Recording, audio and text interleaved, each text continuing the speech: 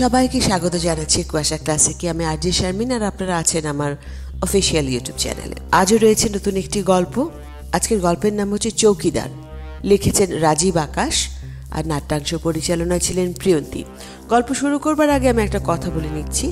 আজকের গল্পটা কুয়াশা ক্লাসিকেরই গল্প, কিন্তু একটু ভিন্ন রকমভাবে উপস্থাপন করা হয়েছে, কারণ এর মধ্যে বর্ণনার অংশটাই বেশি। দৃশ্য আছে, দৃশ্যের সংখ্যা কম, সুতরাং আপনাদের আগে থেকে বলে রাখছি যে খুব চমৎকার গল্প, মন দিয়ে গল্পটা শুনবেন। তা আসুন তাহলে শুরু করছি। পৃথিবীতে রোজ হয়তো কত কিছু ঘটে যায়, তার কিছু আমরা বুঝতে পারি, কিছু না বোঝার বাইরেই থাকে। আজকের এই দিনে দাঁড়িয়ে মানুষ যখন ভিন গ্রহে বসতি গড়ার পরিকল্পনা করছে, তখন এই পৃথিবীতেই কোথাও অতি প্রাকৃত কোনো ঘটনার কারণ আর সত্যতা নিয়ে তর্ক আলোচনার শেষ নেই।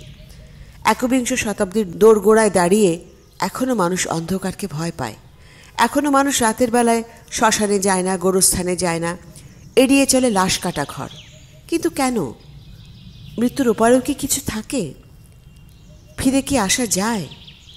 খুব বড় না হলেও বাংলাদেশের খুব সমৃদ্ধ একটা জেলা শহরের একটা বাড়ির গল্প বলবো আজ। যে বাড়িতে, সে বাড়ির লোকজন কেউ থাকে না, কারণ সবাই প্রবাসী। 2 বছর 3 বছরে একবার কেউ আসে, 1 সপ্তাহ 2 সপ্তাহ থাকে, তারপর সে বাড়ি আবার খাঁকা করে। তবে আউট হাউসে একজন চৌকিদার থাকার ব্যবস্থা আছে। ঝামেলা হলো, কোনো চৌকিদার বেশি দিন থাকে না। এ বাড়ির মালিকের বড় ছেলের নাম আরিফ হাসান খান। আরিফের এক বন্ধু এ বাড়ির দেখাশোনা করে, আর ওরা বিদেশ থেকে টাকা পাঠালে নিজে কিছু টাকা সেই বন্ধু রাখে, আর বাকিটা চৌকিদারের বেতন দেয়। কিন্তু 2-1 মাসের বেশি চৌকিদার থাকে না। একজন মাত্র 7 দিন থেকে পালিয়েছে। ঠিক এমনই দুঃসময় হামিদ মিয়া সে বাড়ির চৌকিদার হয়ে আসে।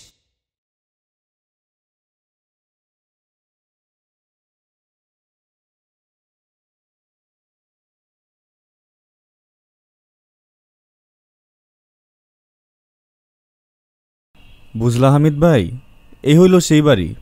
তোমার থাকার ঘর ওইটা। কারেন্ট আর পানি সাপ্লাইয়ের ব্যবস্থা আছে, শুধু রান্নাটা করতে হবে লাকড়ির চুলায়। কি পারবে না? পারুম না কে। তো বেতন কত দিবেন? বেতন 10,000, বছরে 2 বার কাপড় পাবা, আর 2 ঈদে বকশিস। তুমি এই বাড়িটার আশপাশ ঘুরে দেখো, পিছন দিকে অনেক জায়গা। তুমি চাইলে সেখানে চাষবাসও করতে পারো। চাষবাস করুম, সেইটার ভাগদান লাগবো না? আরে না, তুমি বিক্রি করলা, তোমার বাড়তি রোজগার হইল। হামিদ মিয়াকে রেখে চলে যায় সজল। তাইলে আমার পোষায় দেব, তাইলে সমস্যা নাই। তাই হামিদ মিয়া তার সামান্য জিনিসপত্র নিয়ে তুমি তাহলে তোমার সব জিনিসপত্রগুলো গুছায় নাও, আর কোনো সমস্যা হইলে আমার জানাও। ঠিক আছে। একটা টেবিল, টিনের বালতি, টোল খাওয়া সিলভারের মগ হামিদ মিয়ার টেবিলের উপর সব রেখে বাইরে আসে। হেঁটে হেঁটে এগোয় মূল বাড়ির দিকে। দেখতে পায় পায়ে পায়ে একটা পথ গিয়েছে বাড়ির বাঁ দিকের দেয়াল ঘেঁষে পেছন দিকে। আস্তে আস্তে হামিদ মিয়া বাড়ির পেছন দিকে যায়। বিশাল বাড়ির পরেও অনেকটা জায়গা উঁচু দেয়াল দিয়ে ঘেরা। চারপাশে চোখ বুলিয়ে বেশ ভালোই লাগে তার। অনেকগুলো নারকেল গাছ, বিঘা 3 ফাঁকা জমি, কয়েকটা পেঁপে গাছ, আম, জাম, লিচু, কাঁঠালের গাছ। হামিদ মিয়ার মন ভালো হয়ে যায়। হামিদ মিয়ার কেউ নেই, না বাবা মা, না সংসার। 10,000 টাকা বেতন আর বিনা ভাড়ায় থাকা জ্বালানির লাকড়ি সে বাগানের শুকনো ডালপালা থেকেই পাবে। একটা মানুষের খেতে আর কত পয়সা লাগে?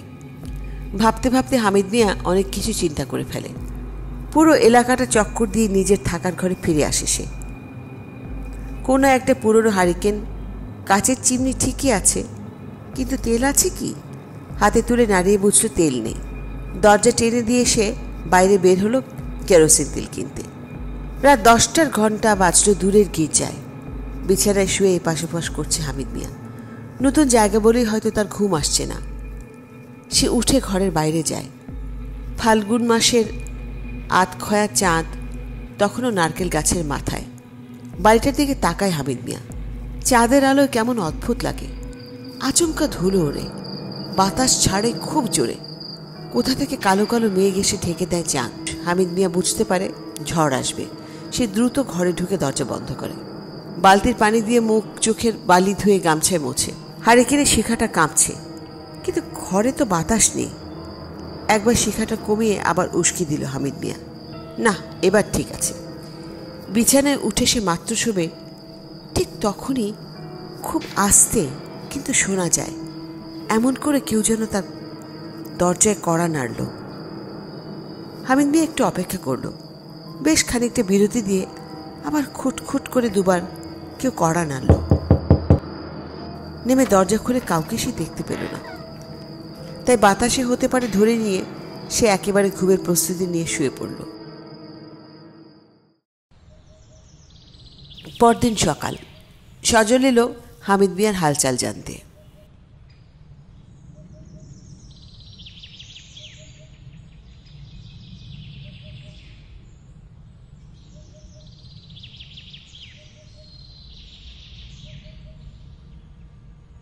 কি হামিদ মিয়া, ঘুম কেমন হইল? ভালোই। তয় ওই রাইতের দিকে একবার মেঘ করে, একবার গরম লাগে, একবার জ্বর উঠে, বুঝলাম না। জ্বর কালকা রাইতে? কি কও? ওই রাইতের দিকে আমার 2-3 বার একটু দম বন্ধ লাগতেছিল, তাই একটু বাইর হইছিলাম। যতবারই বাইর হই ওই আসমান কালা কইরা মেঘ আর কি বাতাস। আবার যখন ঘরে ঢুকি তখন সব ঠিকঠাক। তুমি কি আবার নেশা করো নাকি? আবল তাবল কথা কওয়ার জায়গা পাও না? মা, আমি নেশা করুম কে? যা সত্য তাই কইলাম। আপনি তো আর আমার লগে রাইতে আসিলেন না, থাকলে দেখতেন। এরও তো দেখতেছি এই একই ঝামেলা। আচ্ছা ঠিক আছে, এইসব বাদ দাও। মেঘ আর জ্বরের উপর তো আর মানুষের হাত নাই। তোমার কি আর কিছু লাগবো? না, আমার আর কি লাগবো। কাল গেছিলাম ওই বাড়ির পেছন দিকে, মেলা জায়গা খালি পড়ে আছে। ভাবতেছি সবজি ফলামো। ওই আপনিও তো কইলেন। আমি কইছিলাম? আপনি না কাইল কইলেন চাষবাস করতে পারমু, আমার বাড়তি 2টা আয় হইল। চাষবাদ না? চাষবাদ। আচ্ছা করো, কিন্তু শোনো, বাগানের ওই শেষ মাথার দিকে যায়ও না। এভাবে দিন যা যেতে করার থাকে, এই সামনের একটা দিকেই একটা করবা। করে। হামিদ মিয়া বাড়ির পেছনের সামনের বাগানে দিকেই পটল, শসা, লাউ না আবাদ এমনি। করে। আচ্ছা ঠিক আছে, মাঝে তুমি মাঝে থাকো বাড়ির তাহলে, দোতলা এখন আমি থেকে যাই। রাতে আজব আজব শব্দ পেলেও সে গা করে না। কিন্তু একদিন সারাদিন বাড়ির কাজ আর নিজের বাগানের কাজ ছেড়ে রাতে খেয়ে সবেমাত্র ভেজা গামছা হাত মুছছে হামিদ মিয়া। ঠিক তখনই বাড়ির কাছে পিঠে কোথাও একটা কুকুর কেঁদে উঠল। আর এতটাই আচমকা যে খানিকটা শুনে চমকে উঠল হামিদ মিয়া। ক্ষীণ একটা আর্তনাদ শুনতে পেল যেন বাড়ির দিক থেকে। তার 2 ব্যাটারির টর্চটার ব্যাটারির আয়ও যায়, তবু 2টো ঝাঁকুনি দিলে বেড়ালের চোখের মতো হলুদ একটু আলো হয়। তাই নিয়ে সে বের হয় কি হলো দেখার জন্য। সেদিনও কেমন যেন ঘোলাটে কুয়াশা ঘিরে আছে পুরো বাড়িটা। গেল 2 মাসে রোজ চলাফেরা করতে করতে আলো না থাকলেও সে বাড়ির আনাজ কানাজ ভালোই চেনে। বাড়িটা থেকে সে যখন প্রায় 10 হাত দূরে, তখন তার মনে হলো কেউ বুঝি তার ডান ঘাড়ে হাত রাখল। চমকে উঠল হামিদ মিয়া। হাত থেকে টর্চ পড়ে গিয়ে সেটা বন্ধ হয়ে গেল। গাঢ় অন্ধকারে হামিদ মিয়ার মনে হলো তার সামনে কেউ দাঁড়িয়ে আছে, বেশ লম্বা চওড়া কাঁধ, গায়ে একটা আলোয়ান। সে ছায়ামূর্তি হঠাৎ ফিস করে বলে উঠল, বাঁচতে চাস তো পালা, পালা এখান থেকে, নইলে তোর অবস্থা বাকিদের মতো হবে। বলেই তার মুখটা হামিদ মিয়ার মুখের ঠিক খুব কাছে নিয়ে এলো। হামিদ মিয়া দেখল আলোয়ানে ঢাকা মুখের জায়গাটায় কিচ্ছু নেই, শুধু আগুনের গোলার মতো 2টো চোখ। তারপর আর তার কিচ্ছু মনে নেই। পরদিন সকাল হামিদ মিয়া চোখ মেলে দেখে সে তার ঘরে তার বিছানায় শুয়ে আছে। সে খুব অবাক হয়, তাহলে কাল রাতে যা হলো সেটা কি তার স্বপ্ন ছিল? সে বিছানা থেকে নামতে গিয়ে লক্ষ্য করে তার পায়ে ধুলো বালি। সেভাবে তার পায়ে তো চপ্পল ছিল, পায়ে ধুলো লাগার তো কথা না। সে দরজার দিকে তাকায়, সেটা ভেতর থেকে বন্ধ করা। দরজা খুলে সে দ্রুত পায়ে আবার বাড়ির দিকে ছুটে আন্দাজ মতো পৌঁছে সে দেখতে পায় নুরির পথের এক পাশে তার টর্চটা পড়ে আছে, আর এদিক ওদিক তার চপ্পল জোড়া। তার মানে কাল রাতে যা হয়েছে সেটা সত্যি। তাকে ঘরে নিয়ে গেল কে? হামিদ মিয়া নিজেও যথেষ্ট লম্বা ও স্বাস্থ্যবান, তাকে তুলে নিতে কম করে 2 জন মানুষ লাগার কথা। কিন্তু আচমকা কে যেন তার কানের কাছে বলে উঠল ফিস করে, পালা, যা পালা এখান থেকে, নইলে খুব খারাপ হবে, পালা, পালা জলদি। হামিদ মিয়া খেয়াল করলো অনেক বেলায় সে ঘুম থেকে উঠেছে। অনেক বেলা মানে দুপুরেরও পরে। মাথা কাজ করে না হামিদ মিয়ার। সে কি তবে অজ্ঞান হয়েছিল? সাত পাঁচ ভাবতে ভাবতে কাঁধের গামছাটা ঝাড়া দিয়ে বাড়ির পেছন দিকে পা বাড়ায় হামিদ মিয়া। পেছনে বাড়ির মূল ফটক খোলার শব্দে পেছন ফিরে তাকিয়ে সে কিছুই দেখতে পায় না, কেবল সেই ফটকটা খোলা যেটা খোলা থাকার প্রশ্নই আসে না। সে দৌড়ে গিয়ে ফটক লাগিয়ে আবার বাড়ির পেছন দিকে পা বাড়ায়। ফটক খোলা থাকলে কুকুর ঢুকে পড়তে পারে। বাড়ির পেছনে পৌঁছে একটা অদ্ভুত বিষয় লক্ষ্য করে হামিদ মিয়া। তার বুনে দেয়া লাউয়ের চারা আর পটলের লতা এই কয়দিনে অস্বাভাবিকভাবে বড় হয়েছে। হঠাৎ পেছনে কাঁচের চুরির শব্দে তাকিয়ে সে দেখতে পায় দোতলার বারান্দায় তার দিকে পেছন ফিরে একটা মেয়ে দাঁড়িয়ে আছে। পিঠময় খোলা তার চুল, জাম রঙের সুতির শাড়ির আঁচল হাওয়ায় উঠছে। জোরে হাঁক দেয় হামিদ মিয়া।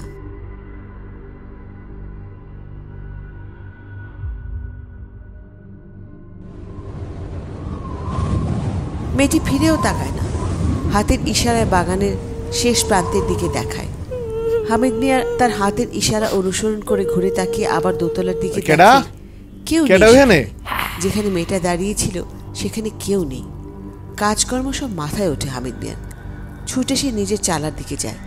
দেখতে পায় তার রান্নার জায়গাটা হাঁড়ি বাসন সব ধোয়া, সবজি আর মাছ কুটে ধুয়ে রাখা। কিন্তু এগুলো কে করলো? আর এইটুকু সময়ে কে যেন আবার তার কানের কাছে মুখ নিয়ে বলল, পালা, বাঁচতে চাইলে জলদি পালা। তারপর একটা খিলখিল হাসি ঘুরে বেড়াতে লাগলো হামিদ মিয়ার মাথার মধ্যে। চোখে মুখে জলের ঝাপটা দিয়ে সে রান্না করতে বসল। সেদিন বিকেলে হামিদ মিয়া একটু বাইরে গেল। বাইরে বলতে বাড়ির বাইরে এদিক ওদিক ঘুরে সে যখন বাড়ির কাছাকাছি তখন তার মনে পড়ল তার দেশলাই লাগবে। ঘরে দেশলাইতে ৩-৪টে কাঠি আছে। সে একটা দোকানে ঢুকে দেশলাই চাইল। দোকানদার তার মুখের দিকে একবার গম্ভীরভাবে তাকালো।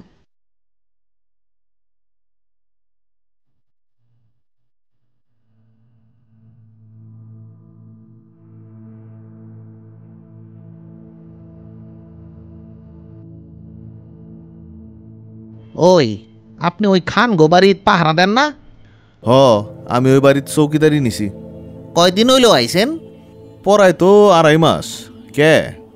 এই 2.5 মাসে আপনার যা যা দরকার সব লইয়া আইছিলেন? এতদিনের মধ্যে তো একখানা আন্ডা কিনার লেগে আপনারা দেখলাম না। তো আজকে আবার ম্যাচ কিনতে আইলেন? না মানে ওই যে আমি আর কি ওই দিক থেকে কিনি, বাজারের দিক থেকে আর কি। বাড়ির কাছাকাছি আসতেই কইতাছি একলা যে থাকে না, ভয় করে না? দৌড়ে পালালো। এমন অবাক কাণ্ড আমি জীবনে দেখিনি। তালা খুলে সময় হইলে নিজে টের পাইবেন।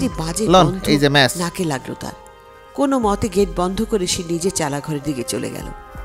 তার ঘরে ঢুকতেই সে ভেতরে সে কাঁচের চুরির শব্দ পেল। পকেট থেকে দেশলাই বের করে একটা কাঠি জ্বালিয়ে দেখার চেষ্টা করলো ভেতরে কে আছে। বেশ কয়েকটা কাঠি নষ্ট করার পর হারিকেন জ্বালিয়ে সে দেখলো ঘরের মেঝেতে ভেজা পায়ের ছাপ। কিন্তু দেখে মনে হয় একজোড়া পা বারবার তার ঘর থেকে বেরিয়ে গিয়েছে। হারিকেনটা মেঝের উপর রেখে সে যেই খাটে বসতে যাবে অমনি দপ করে হারিকেনটা নিভে গেল। আর তার সারা ঘরে সে পচা মোটকা গন্ধে ভরে গেল। এবার হামিদ মিয়া ভয় পেল। তার গলা শুকিয়ে কাঠ হয়ে আসছে। হাতড়ে হাতড়ে অন্ধকারে সে তার বিছানার কাছে পৌঁছতেই কেউ আবার তার কানের কাছে বলল,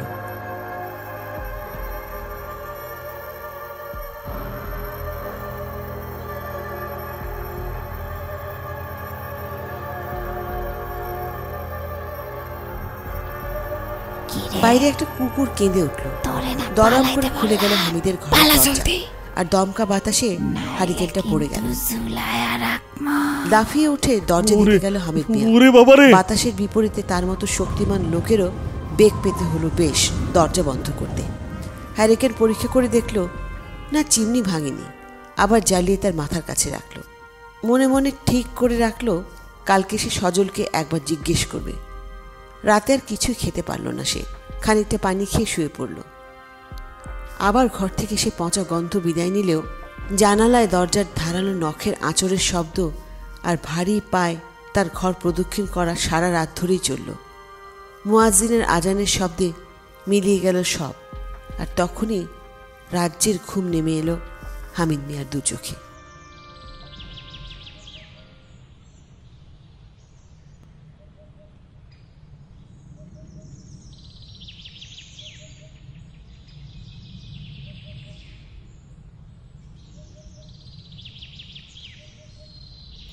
কি ব্যাপার হামিদ মিয়া, তুমি হঠাৎ কিছু লাগবো? আচ্ছা ভাই, ভাই আমার সত্যি করে কন্ত, ওই বাড়িতে ঝামেলার কিছু আছে? ঝামেলা? কিসের ঝামেলা? কি আজে বাজে কথা বলতাছো? কোনো আজে বাজে কথা কইতেছি না, ওই বাড়ির ঝামেলা আছে। আপনারা এই দিন আমি কইছিলাম না, হুট করে মেঘ ডাকে, বৃষ্টি হয়, আবার গরম পড়ে। খালি ওইটাই না, এই কয়দিন ধরে আমি একজনরে দেখতেছি। একজনরে দেখতেছো মানে? একটা মাইয়া, হে কান্দে আইসা আইসা। মেয়ে? দেখতে কেমন বলো তো? আমি সামনের থেকে দেই নাই, পিছন থেকে দেখছি। তো দেখা যতটুক মনে হয়েছে 19 কি 20 বয়সের কেউ একজন হইব। অনেক লম্বা লম্বা চুল তার। কি ফালতু কথা কইতেছো? নেশাবান করে আইছো নাকি? আর রাইতের বেলা এইসব একটু কম খাও। এইগুলা কইেন না, আমি 5 ওয়াক্ত নামাজ পড়ি। যা কইলাম একটাও মিছা কথা না। এই তুমি এসব আজের কথা বাদ দাও তো, আমার অনেক কাম আছে। এখন তুমি যাও তো, যাও। আমি আর কয়টা দিন দেখুম, এরকম চলতে থাকলে আমি কিন্তু কয়ে দিতেছি আমি আর চাকরি করুম না। আচ্ছা এখন যাও যাও, আমার মাথা খেও না, যাও। যেমন এত গাছপালা, কিন্তু কোনো পাখি বাগানে বসে না, একমাত্র কাক ছাড়া। গাছের যত্ন নিতে নিতে সে তাকায় সেই দিকে যেদিকে সজল তাকে যেতে নিষেধ করেছিল। পুরনো আর বেশ মোটা একটা জাম গাছ আছে সেদিকে। সেই জাম গাছের গোড়ায় তার দিকে পেছন ফিরে দাঁড়িয়ে আছে সেই মেয়েটি। একই শাড়ি, একই রকম খোলা চুল, আঁচল উঠছে বাতাসে। হামিদ মিয়া মনে মনে দোয়া পড়তে থাকে। কেউ আবার তার কানের কাছে এসে বলল, পালা রে পালা, বাঁচতে চাইলে পালা। হামিদ মিয়া উঠে দাঁড়ায়।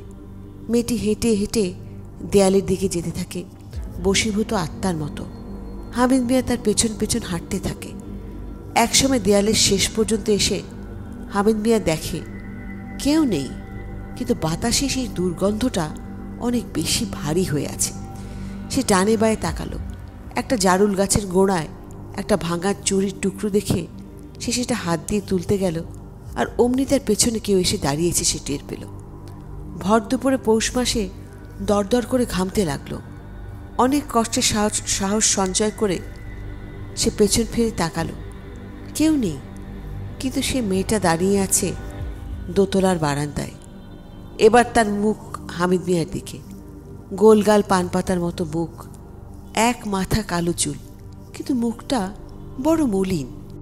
যদি দূরত্ব অনেকটা, তবুও হামিদ মিয়া যেন বুঝতে পারে মেয়েটা তাকে কিছু বলতে চায়। পায়ে পায়ে হামিদ মিয়া এগিয়ে যায় বাড়ির দিকে। এবার তার পা টলছে। মেয়েটার দিকে তাকিয়ে তাকিয়ে সে হাঁটছে, কিন্তু তার হাত পা ক্রমশই অবশ হয়ে আসছে।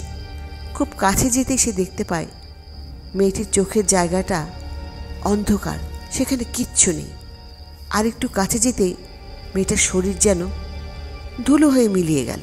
বাইক নিয়ে সজল এসেছে হামিদ মিয়ার কাছে। ডাকতে ডাকতে ভেতরে ঢুকেও সে হামিদ মিয়াকে দেখতে পায় না।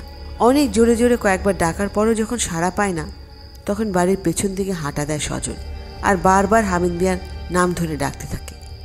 বাড়ির পেছনে পৌঁছে সে দেখতে পায় হামিদ মিয়া মূর্তির মতন দাঁড়িয়ে আছে, আর তার দৃষ্টি বাড়ির দোতলার দিকে।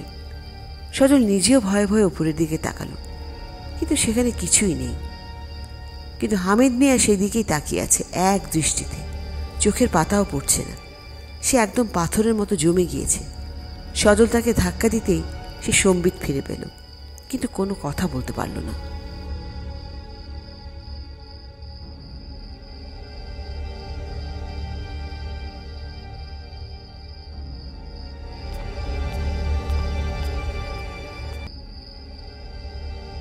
কি হলো তোমার?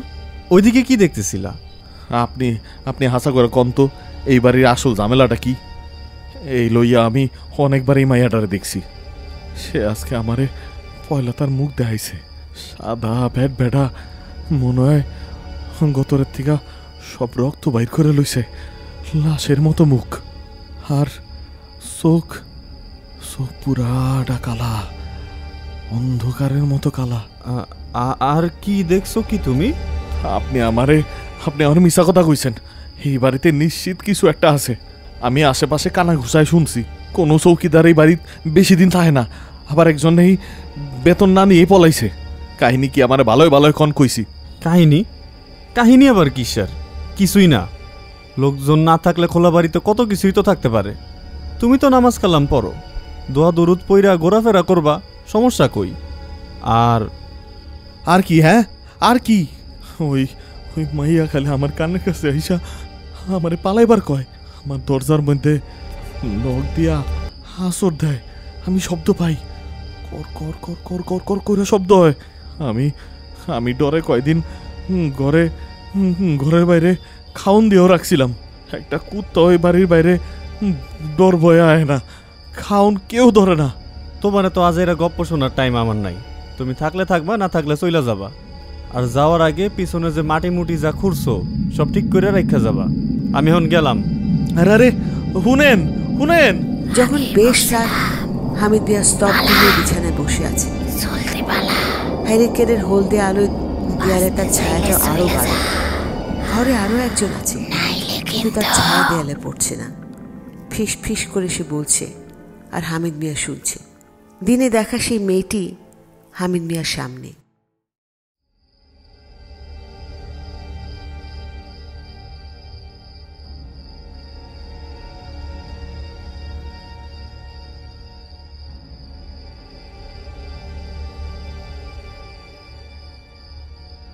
আমি কে জানেন? সেটা কেমনে এখানে আইলাম জানেন? আমি কেমনে জানুম গো মা?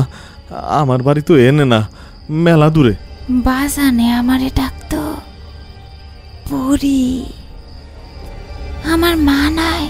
এই যে পাশে যে আরেকটা গ্রাম আছে, সুখপুর, আমি সেই সুখপুরের মাইয়া। বাজানে বরগাছ আসি, গ্রামের এক কোনায় বাড়ি আসিল আমাকে। এখন আছে কিনা জানি না। জানেন আমি এখানে কতদিন আটকা? আমি নিজেও বইলা গেছি। অনেক দিন আগে, তখন আমার 18-19 বছর বয়স। একদিন বাজারে খাওন দিয়া আইতাছিলাম। এই বড় রাস্তার ধারে একটা গাড়ি আর 4 জন খাড়াইয়া হাসাহাসি করতেছে। আমি যাইতেছিলাম বাড়ির দিকে। আমারে ওরা ডাক দিল। ডাকের মধ্যে একজন কইল এই বাড়িতে আইতে। ডাকের মধ্যে একজন কইল এই বাড়িতে বেড়াইতে আইছে। আরেকজন কইল এই বাড়ির মালিকের পোলা। এইগুলা আমি কেমনে জানছি এটা পরে কই। আমার হিসাব কইতাছো কে? আমি তো কইলাম আমি জামুগা, থাকুম না। চুপ! গলা টিপ্পা মেরে ফেলামো। আমারে তুই মুক্তি দিবি? তুইও তো পুরুষ মানুষ, তোরও খাইসলত খারাপ। আমি তোমার কেমনে মুক্তি দিব? আমারে এরা রাস্তার থেকে তুইলা আনলো, এই বাড়িতে আমারে আটকায় রাখলো, খুব অত্যাচার করলো, খাইতে দিত, কিন্তু আমি খাইতে পারতাম না, আর সহ্য করতে পারলাম না। এরপরে একদিন নিজের পরনের শাড়ি ওইটা দিয়া গলায় ফাঁস নিলাম। ওই দোতলার কোনার ঘরে। পরদিন সজল মিয়া যখন আইল, আমার ঝুলন্ত লাশ দেখা এর কইলজা শুকায়া গেছিল। মরণের আগে আমি একটু পানি চাইছিলাম, পাই নাই। শেষ পর্যন্ত ওরা আমার লাশটারে ওই ওই জমির মাথায় গর্ত করে পুঁতা রাখছে। আমার গোসল হইল না, জানাজা হইল না, কেউ জানলো না, পরি নাই হইয়া গেল। আমার বাজানে মনে হয় আমারে অনেক খোঁজাখুঁজি করছে। তুই তুই আমার শেষ ভরসা। তুই আমার ওই গর্ত করে বাইর করবি, আমার জানাজা করবি, আমার দাফন করবি। আমি পারুম না। আর তাছাড়া এনে তুমি ছাড়া আরো একজন আছে।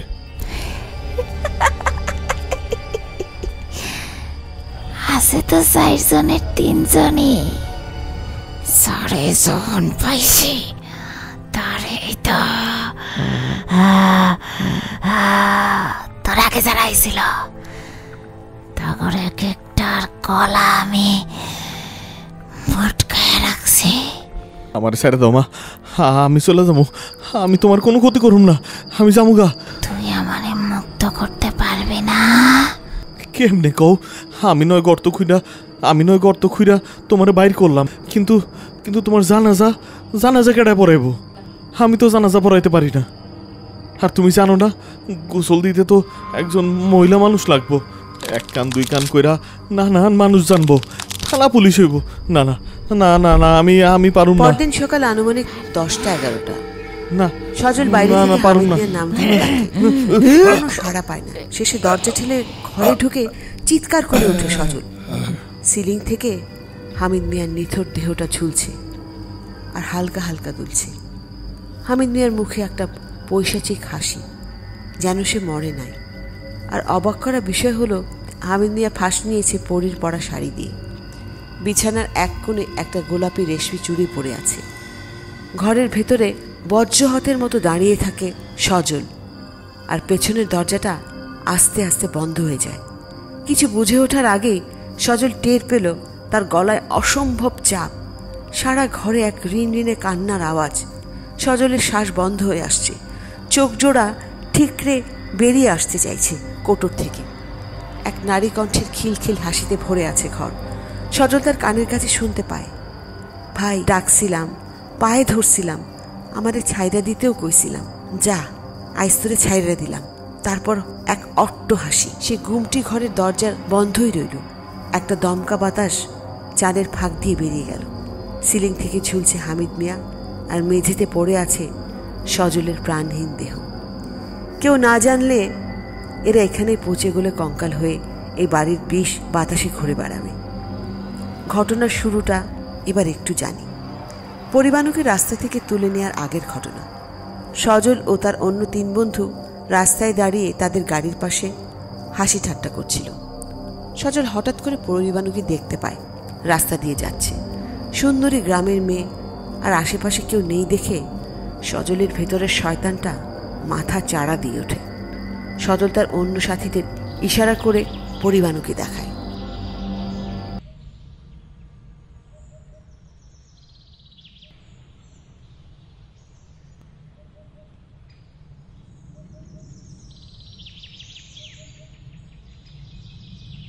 কে রে এই মেয়েটা? আগে দেখছি বলে তো মনে হয় না। আগে দেখা পরে দেখা একই।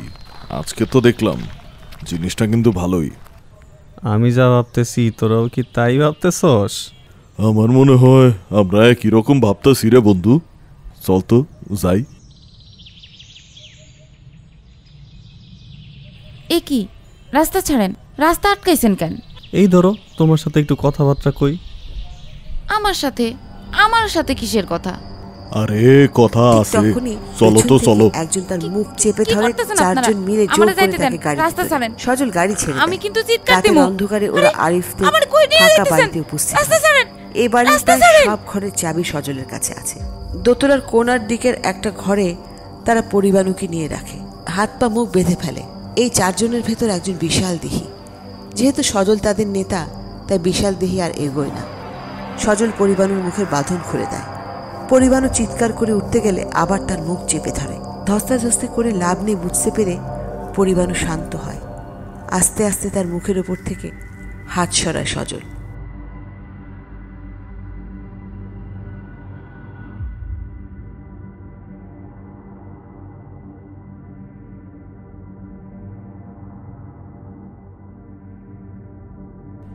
ভাই আপনি আমার ধর্মের ভাই, আমার সাইরা দেন। সজল যখন কথা বলছিল আপনাকে দুইটা পায়ে পড়ে তখন আমার তার এক সাইরা বন্ধু দেন। পরিবারের হাতের বাঁধন খুলে দেয়। সাইরা দিব, সাইরা তো তারপর দিবই। তার হাত চেপে তার ধরে আগে রাখে। একটু আরেক খাতির বন্ধু করবো না? খুলে তার পা। কি হতে যাচ্ছে বুঝতে বাকি থাকে না পরিবানুর। সজল প্রথম জানোয়ারের মতন ঝাঁপিয়ে পড়ে পরিবানুর উপর। রাস্তা থেকে অনেকটাই ভেতরে থাকায় পরিবানুর চিৎকার কেউ শুনতে পায় না। সজলের পর একে একে তার অন্য 3 বন্ধু পাশবিক নির্যাতন চালায় পরিবানুর ওপর। আহত রক্তাক্ত অবস্থায় তাকে ফেলে রেখে ওরা বাইরে থেকে তালা দিয়ে চলে যায়। যাবার আগে পরিবানুর হাত পা মুখ ভালো করে বেঁধে দেয়। এভাবে চলতে থাকে কয়েকদিন। শেষমেশ পরিবানু তার পরনের শাড়ি দিয়ে আত্মহত্যা করে। সেটা দেখতেও পায় সজল সবার আগে। সেখান থেকে বেরিয়ে সে তার অন্যান্য বন্ধুদের গোপনে সব জানায়। তারপর সেই দিন সন্ধ্যার পর এলাকা নিঝুম হলে তারা কাজে নামে। সিলিং থেকে পড়ে লাশ নামায়। একটা বড় লোহার ট্রাঙ্কে লাশটাকে ভাঁজ করে রাখে। 4 জন মিলে ট্রাঙ্কটা নিয়ে যায় বাগানের শেষে। তারপর বেশ বড় একটা গর্ত খুঁড়ে নসু। সে গর্তে ট্রাঙ্কটা রেখে ওরা যখন ঘুরতে যাবে দেখে ওদের এক বন্ধু আচমকা শূন্যে উঠে গেল। শূন্যে সে হাত পা ছুটছে। অনেকটা উঁচুতে উঠে একসময় নিথর হয়ে গেল তার দেহ। তারপর ধূপ করে যখন সে বন্ধুর নিথর দেহটা মাটিতে পড়ল তখন বাকিরা ভয় পাথর হয়ে গেল। পরীক্ষা করে দেখল না, দেহে কোনো প্রাণ নেই। ওই একই গর্তে তাদের বন্ধুর লাশ ফেলে তারা মাটি চাপা দিল। এরপর লোভী নসু এক রাতে আসিফদের বাড়িতে চুরি করতে আসে। এমনিতে তার শরীরে ভয় ডর কম, তাই সেই পেছন দিকের পাঁচিল টপকে বাড়ির ভেতরে ঢোকে। চুপ করে নামতেই দেখে সামনে পরিবানু দাঁড়িয়ে আছে। তার পাশে তার বন্ধু মুকিত। মুকিত নসুর গলা টিপে ধরে। নসু এক ঝটকায় মুকিতের হাত ছাড়িয়ে দৌড় দেয়, কিন্তু যেদিকেই যায় সেদিকেই পড়ি আর মুকিত ধাক্কা দিয়ে নসুকে ফেলে পড়ি। তারপর তার বুকের উপর বসে অট্ট হাসিতে ফেটে পড়ে। তার চোখের ভেতরে আঙুল ঢুকিয়ে দেয়, উপড়ে আনে তার চোখ দুটো। মুকিত এক লহমায় নসুর দেহ তুলে ছুঁড়ে মারে বাড়ির মোটা থামের দিকে। থেতলে যায় নসুর মাথা। টানতে টানতে নিয়ে যায় সেই গর্তের কাছে, আর এক টানে নিয়ে যায় একদম তলায়। পরদিন থেকে নসুও নিখোঁজ।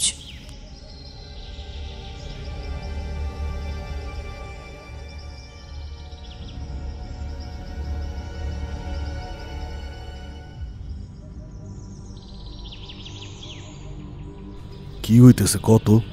আমার তো সুবিধার মনে হইতেছে না। আমারও খুব একটা ভাল লাগতেছে না। ওই বাড়ির দিকে না যাওয়াই ভালো। সে না হয় না গেলাম, কিন্তু চোখের সামনে মুকিত, তারপরে আবার নুসু। মানুষ জানাজানি হইলে কি হইব বুঝতে পারতাছস? কে কারে জানাইব? তুই বলবি?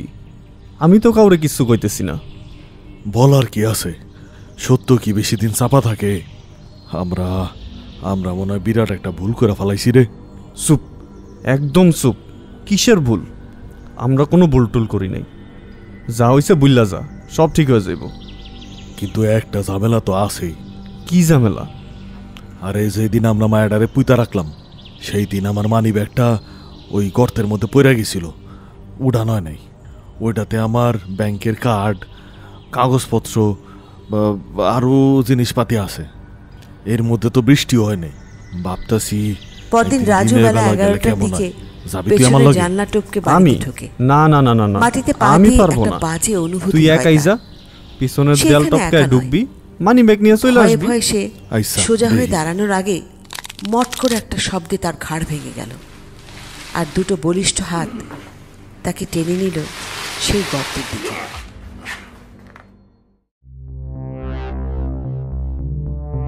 বন্ধুরা, এতক্ষণ ধরে আপনারা কুয়াশা ক্লাসিকে যে গল্পটি শুনছিলেন তার নাম চৌকিদার, লিখেছেন রাজীব আকাশ, আর নাট্যাংশ পরিচালনায় ছিলেন আনিকা চৌধুরী প্রিয়ন্তী। গল্পটা একটু অন্যরকম, মানে এই কারণে বলছি, গল্পটার বর্ণনার অংশটাই কিছুটা বেশি, কারণ এত ভয়াবহ একটা ঘটনা যে কারণে লেখক হয়তো ভেবেছেন যে বর্ণনাটা একটু বড় করে দিলেই ভালো হয়। আসলে সব গল্পের প্যাটার্ন তো একরকম হয় না, অনেক রকম ভিন্ন প্যাটার্ন আপনারা এর আগেও শুনেছেন, আগামীতেও শুনবেন। আশা করি আপনাদের ভালো লেগেছে। তো সবাইকে অনেক অনেক শুভেচ্ছা, ভালোবাসা আর শুভরাত্রি জানিয়ে আজকে আমি আরজে শারমিন কুয়াশা ক্লাসিক থেকে বিদায় নিচ্ছি। শুভরাত্রি।